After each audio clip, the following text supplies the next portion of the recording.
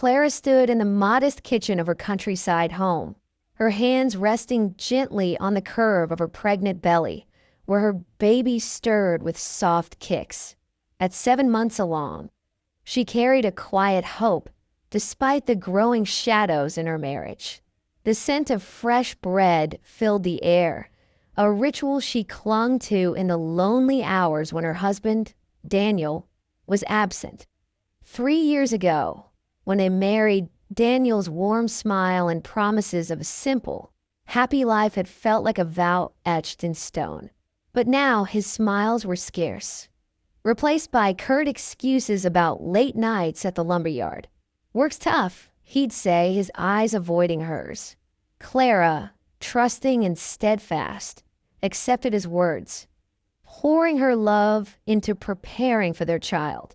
She sewed tiny clothes, painted the nursery a soft yellow, and dreamed of the family they would become. Willow Creek was a small town, where secrets traveled faster than the wind. Whispers trailed Clara at the market, murmurs of Daniel's truck parked outside a city bar, or sightings of him with a woman in a bold red dress. Clara dismissed them as gossip, the idle chatter of bored neighbors. Daniel was her husband, her partner. They had a future, a baby on the way. She held fast to that belief, refusing to let doubt take root. Yet doubt was a subtle poison, seeping in one rainy afternoon as she sorted laundry in their bedroom. Shaking out Daniel's jacket, a receipt fluttered to the floor. A dinner for two at La Rouge, a city restaurant far beyond their means. A red lipstick stain marked the edge, a shade Clara never wore.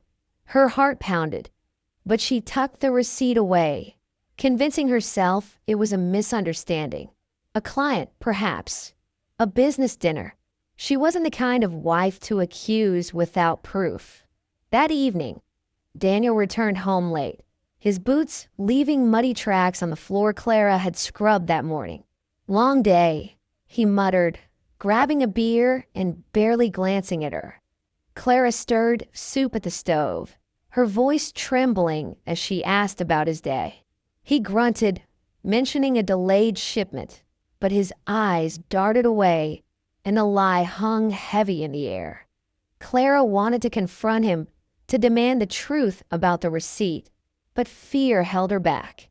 Instead, she served dinner, and they ate in silence, the kitchen clocks ticking louder than any words they might have shared. The next morning, Clara woke to an empty bed. Daniel sighed cold. A note on the counter read, "Back late. Don't wait up."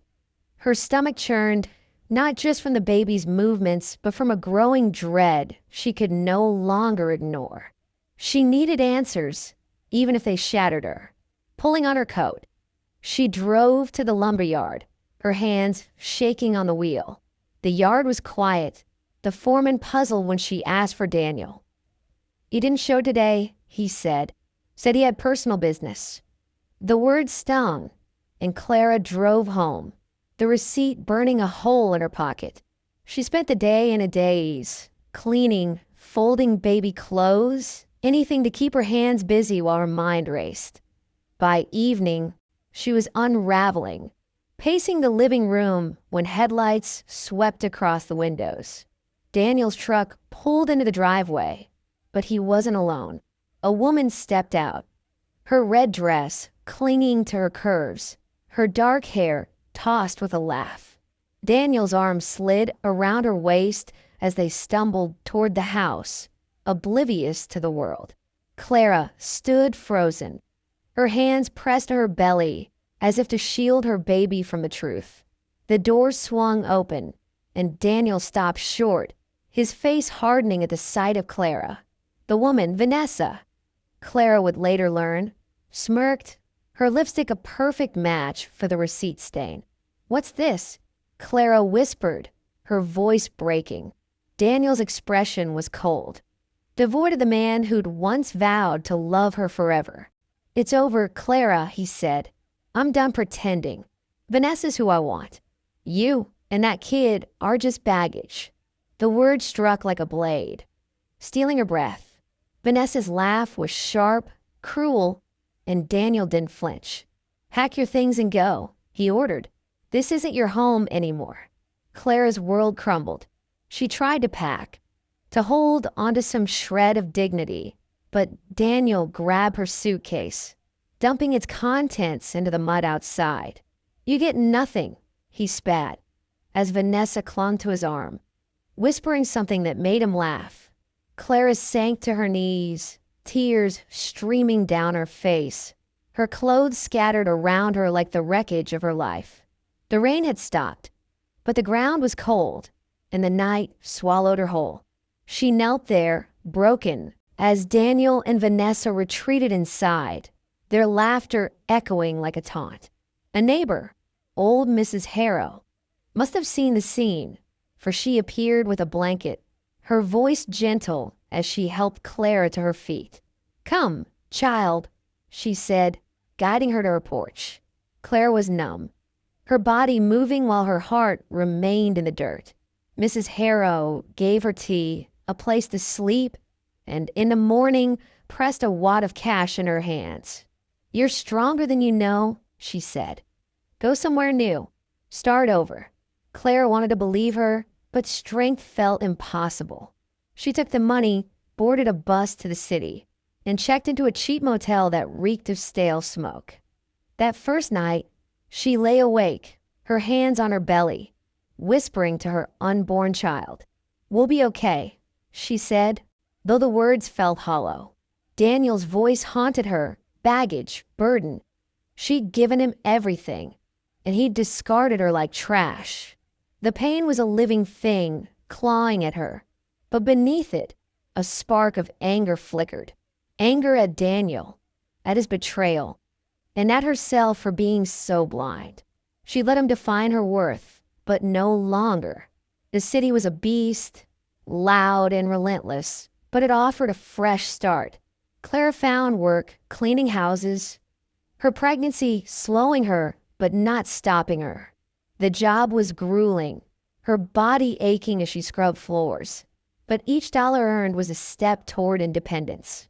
She rented a tiny apartment, barely more than a closet, and furnished it with thrift store finds.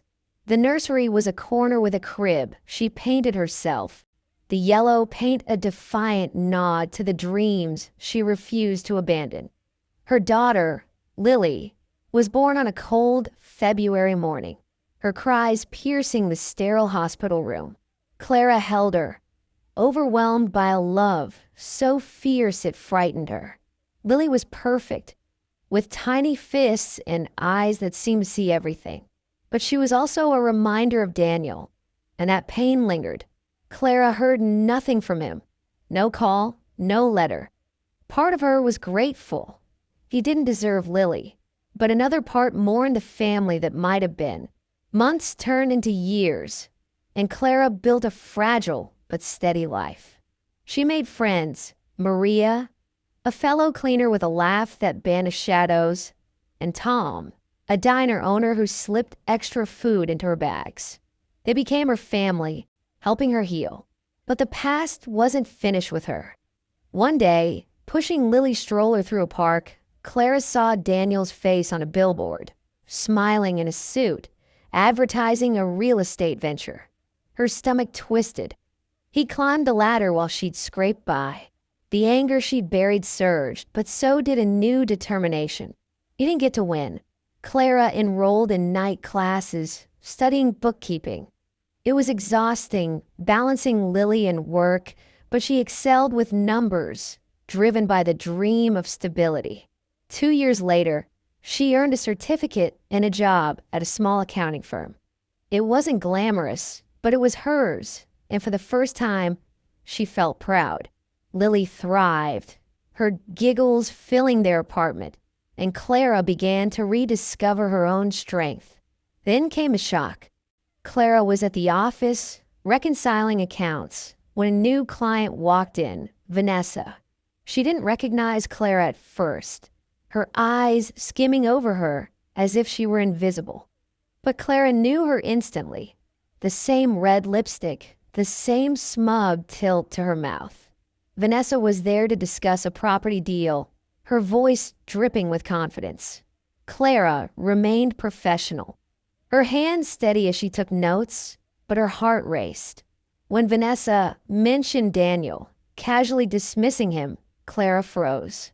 "He's not part of this anymore," Vanessa said, rolling her eyes. "Ran off with some new girl. Left me high and dry." The revelation struck like lightning. Daniel had betrayed Vanessa too. Clara wanted to laugh, to savor the irony, but a strange pity stirred. Vanessa was her, once blinded by Daniel's charm, discarded when he tired of her. Clara finished the meeting, her voice calm, and when Vanessa left, she sat staring at her computer screen. Karma had caught Daniel, but it wasn't enough. Clara needed closure, to face him and prove she'd survived. She tracked him down, not for revenge, but to close the chapter. He lived in a run-down apartment, a far cry from the billboard's glossy promises. His real estate dreams had collapsed, his charm no longer enough to save him. Clara stood at his door, Lily in her arms, and when he opened it, he flinched. "Clara," he stammered, his eyes darting to Lily. I am sorry."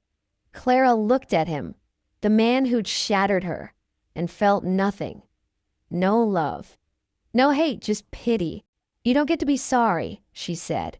"You don't get to know her." She turned away, Lily's warmth against her chest, and walked back to the life she'd built. The door closed behind her, and with it, the last remnants of her past. That night, Clara tucked Lily into bed, her daughter's tiny hand curled around her finger. The city hummed outside, but in their small apartment, there was peace. Clara was no longer the woman in the mud, broken and betrayed. She was a mother, a survivor, a warrior, and she was enough.